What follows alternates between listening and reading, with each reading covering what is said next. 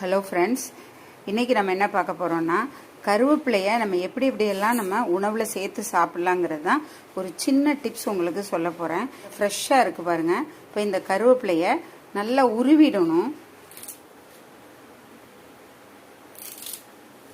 இதோ பாருங்கள், இதே மாதிரி எல்லா கருவேப்பிலையும் உருவிடணும்.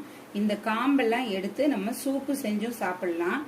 அதுக்கப்புறம் இதை நல்லா கழுவிட்டு, கருவேப்பிலையை நல்லா கழுவிட்டு ஒரு 4 நாள் நிழல் காய்ச்சல்லே காய விட்டுட்டு லைட்டாக வறுத்துட்டு பொடி பண்ணலாம். இதோ பாருங்க, நான் வறுத்து பொடி பண்ணியிருக்கேன் பாருங்க.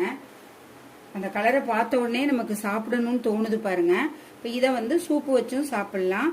குழம்பு வச்சதுக்கப்புறம் தாளிக்கும் போது நம்ம அதில் போட்டும் சாப்பிடலாம். இப்போ இலையா போட்டால் குழந்தைங்கெல்லாம் எடுத்து சாப்பிட மாட்டாங்க. இந்த மாதிரி பொடி பண்ணி சாப்பிட்டா குழந்தைங்க விரும்பி சாப்பிடுவாங்க. இது சுகருக்கு ரொம்ப நல்லது. மற்றபடி உடம்பும் நல்லா ஆரோக்கியமாக இருக்கும்.